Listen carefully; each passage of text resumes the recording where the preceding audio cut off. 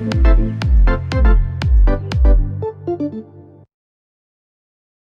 everyone and welcome back to ESCXTRA. My name is Bente and I'm joined today by Tess Merkel, who you might know from the Swedish group Alcazar and who is singing Good Life in Melodifestivalen this year. Tess, first of all, thank you so much for joining me. Well, thanks for having me. It's a Well, delight. I'm so glad to hear that. So I was thinking just to start, maybe you could tell our viewers a bit about yourself. My name is Tess, and you probably know me from being one of the third original members of Alcazar. And some of the songs that we launched in Netherlands was like Crying at the Discotheque, Sexual Guarantee, This is the World We Live In. And maybe for you that love Melodifestivalen, you also would know about our songs with Alcazar, Sinner nor a Saint, Alcastar, Blame It on the Disco, Stay the Night. So that's me. With this, I've been in Melodifestivalen for 16 times. I counted them down. Producing numbers, backup singing, with my Alcazar brother Andreas playing drums. So I counted it down and it was 16 times, I think. Yeah. So, That but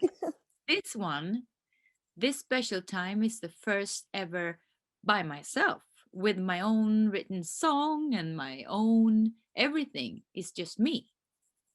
Yeah, well, that's very impressive, to be honest. Yeah.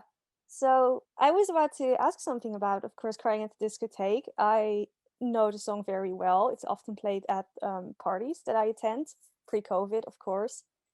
What was it like to score such an international hit? Well, it was crazy. That song was crazy because we recorded it and we didn't have any budget whatsoever. And when we recorded it, Alexander Bard did this song that's really uh, with a sampling mashup from Spacer and Sheila B. Devotion, and made his own lyrics. And we went into the studio and just boom, recorded it. It was done. And then it took months and months and years for it to grow into this huge hit all over the world. And it was crazy. It just said boom. And now I saw that Sophie Alex Baxter has been covering it and has a big hit with our song in the UK at the moment. So that's pretty cool. That's definitely cool. Yeah. I also, 20 more than 20 years ago we recorded that song. it's a classic, right? Yeah. I also noticed that you were nominated by Scandipop, which I think is also a UK website, as the one to watch for in 2021, right? Uh, First of all, congrats on that. Yeah. Um, I'm so honored about that. yeah, what are some Thank you. things that people should watch out for in the upcoming year? Well, the upcoming year for me is going to be, first of all, the launch of Good Life. And Good Life is not only a song for me, it is the vibe of how we are going to take on the future. For me, it's not just a song and the lyrics and the presentation. It's not a one-off thing. I will, from the start of Melodifestivalen, as a kickoff, to spread good vibes all over the world. That's my aim, my goal. And pop, and the most uh, universal language that everyone can speak is music. And according to the times that we had and still are living in, it's so it's so important to grasp and feel joy in what you have in front of you, and not look of, oh, I don't have that and I can't do that and I can't do this, and I just look at your life, because everyone can, if you have a positive mindset and focus, create a good life for you. And that is what the song is about. That is such a lovely message. So you would say the song was kind of inspired by the global events in that Yeah, sense. most definitely. And from my own inner crisis, dealing with my own shit, it's so easy to just dip yourself down in darkness and see and get negative, and instead of just, so I started, when you started writing the song, it was kind of depressing and heavy, and I just went to the studio one day and said, no, fuck this is not the energy that we're going to ride on in the future. We're going to ride on the positives. So we just made the whole refrain to a different refrain, rewrote the lyrics, and made it into an explosion of goodness. I I am personally already so excited to hear it. So you did co-write it, of course. Did Yeah. you know when you wrote this that this was the one that you were gonna send to Melodifestivalen? Well, actually, no, because Oh, when we started, I I've been writing songs for other artists for Melodifestivalen and stuff. So actually, it was just sitting in the studio, being creative in where I was at the time, and I didn't even have a strategy that I was going to perform it myself. But then I put art, and I just kept on talking. This is how it should be presented, and this is how it should sound, and this is the production. And I just got entangled in the whole song, and I just, but this is all me. This is me. So yeah, and then I just sent it in to Melodifestivalen, and they liked the song, and then I just said, who's going to perform it? I will. I mean that's amazing, right? I Yeah. actually I was thinking about it because of course your previous attempts at Melodifestivalen they were not solo. So what No. was it like? You know, how did you come to the decision to do it solo this time? Because I know your Alcazar group members, they've also performed solo before. So what, you know, inspired you to take the chance this time? I think that I needed, from 20 years of breathing and eating and living Alcazar for 20 years, always put Alcazar first. My first priority was Alcazar. It's like a baby, you know.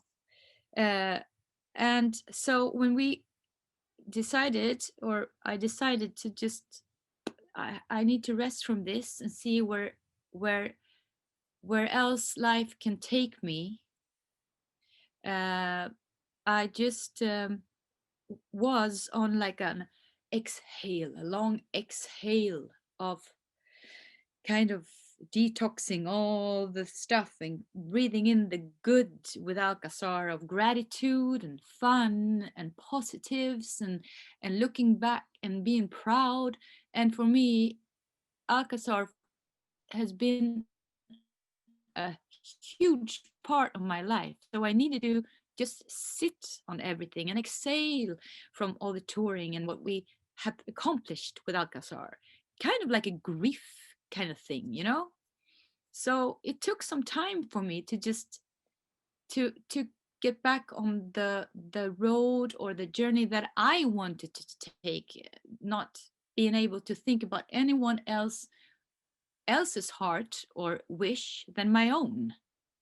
I needed that time, and this time I'm ready. I wouldn't have been ready before, but this time I feel so ready to do it. That sounds great. I mean, it really sounds like the message of your song is kind of comparable to your attitude of performing solo in that case. Yeah, it is absolutely. Everything is just, well, it's came together. The song, me, and where I'm going, and the vibe I want to give, and where I want to be as a human and as a performer. So it feels really, really good. I have a I'm glad to good hear that. Yeah. vibe. So, what kind of differences do you expect between, you know, performing as a group and performing solo? Well, first of all, you can always, when you're in a group, especially when you're teamed up as on stage 20 years with your co-members, even though we've been different constellations, you're always backing up each other. It's always like a one voice, three voices into one, and it's the sound. Now it's just me and my own sound, and of course it's challenging to be by yourself, and you get like not it's like more adrenaline because I'm so committed to these 3 minutes that I'm so excited. So the worst thing that could happen is I get overexcited and go like, oh my god, this is so much fun, oh my god. Because this song, I need to chill because it's so uplifting, and so I get so adrenaline. So my choreographer says you don't have to be so excited about this. You just have to have your inner excitement. You know what I mean? And also, I'm very proud that Dennis Bröschner and Zayn is doing the choreography and the number, who did most of the winning um, uh, songs, like they did Mamas, John Lundvik, and they are very close friends of mine. So I wouldn't have taken this if it wasn't with them on board, because I've known them for such long time. And this is the first actual time that we work all three together. Zayn has been choreographing for Alcazar's tours and stuff, but us three together is the first time. So I'm very excited for the number itself, also the presentation of the song. Yeah, I mean, just hearing you talk about it, it's getting me very adrenaline fueled as well, not gonna lie. Very excited to hear it. So there's gonna be cool choreographies. There are also gonna be like, with Alcazar, you always had, oh, colorful outfits, let's say that. Is Yeah, that something, you can talk about as well? Something that we can expect? yeah, absolutely. I can talk about that. I'm taking the bits from 20 years of Alcazar, the things that I love about our journey, our joyride for 20 years with Alcazar. I took the pieces of bits that I feel is me and transformed it into um, a more, can I say, more updated presentation. So I'm not going to do Alcazar, but I know that the fans out there will recognize some things that, okay.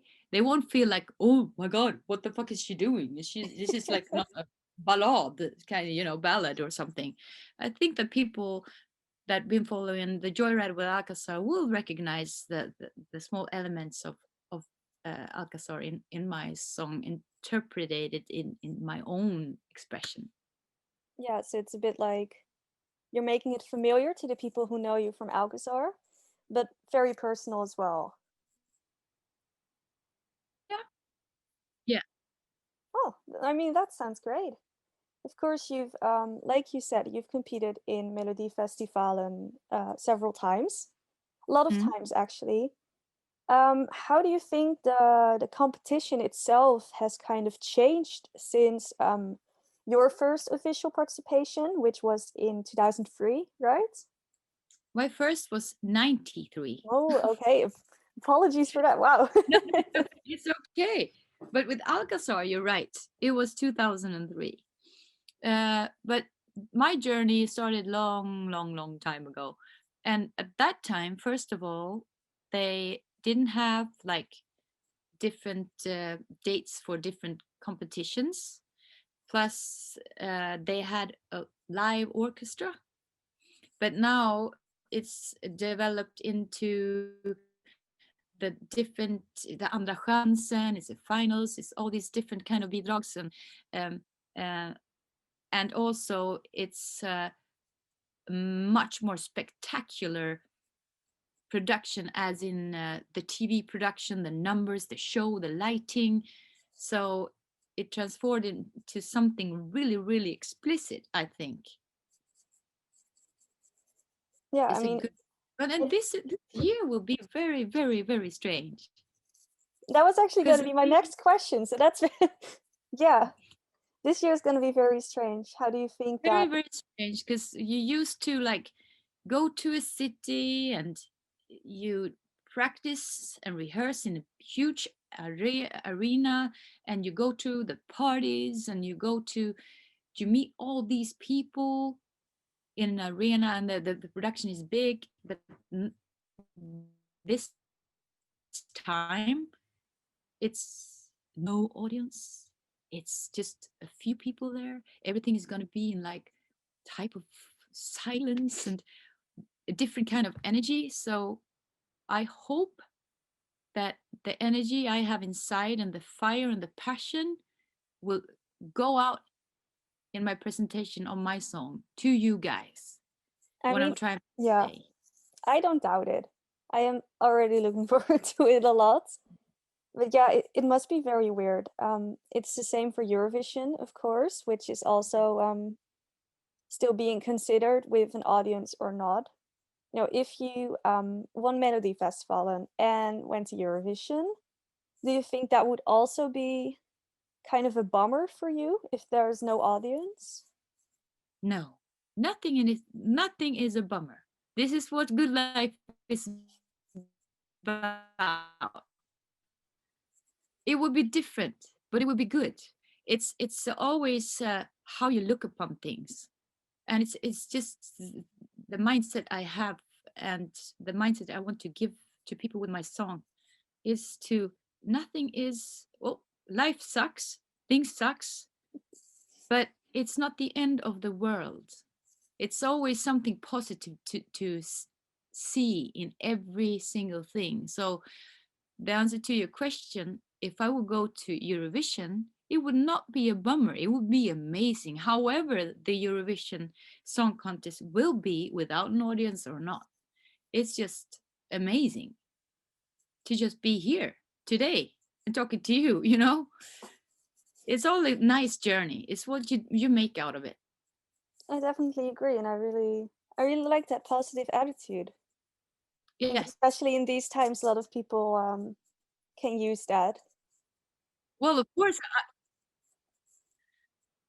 yeah, I know I have my bad days and I have tough times in my life, but I always try to see what I have and focus on that and not what I don't have. I mean, that's just great. I love to hear that. Of course, there is something else I wanted to discuss, which is in your semi-final, you are up against last year's winners, which is the Mamas, and Hmm. the winner of 2011, ESCXTRA. Does Hmm. that make you nervous, being up against people? Well, you have a lot of experience, of course, maybe against people who've won in the past. Mm. No, it doesn't make me nervous. It doesn't make me nervous because for me, it's also how you focus on your energy. I could focus on what they're doing and put my energy on that. Or I can focus on my 3 minutes and making them as good as I can possibly do my 3 minutes and do my song the best. And it's not, for me, it's not a competition towards anyone else. It's just a competition for myself to making the best out of everything. And if I can do that, I won already. If the message is through, what I'm trying to say to everyone, I'm a winner. Even though I don't, will not make it to the finals or under chansen or whatever, for me, for myself, I'm the winner. You know? Yeah, definitely. That's a good way to look at it. Now, but imagine you do win. Who's the first person you will be calling? My family, of course. My kids, my husband, my best friend. That's great. Yeah. I mean, they must be very In one supportive. call. One Oh, one call. Yeah. I mean, they must be so Yeah, supportive of you as well. yeah. They've been following the whole journey since we started the song, and that was like in springtime. I started to write the song first and took the first. What am I gonna together with the co-writers of the song called Tony and Palle. We had a lot of fun together and a lot of hours in the studio. And Oh, yeah, that's great. Yeah, that's so great. And of course, I mean, ESCXTRA is a Eurovision blog, so um, you know, when you participate in Melodifestivalen, do you kind of have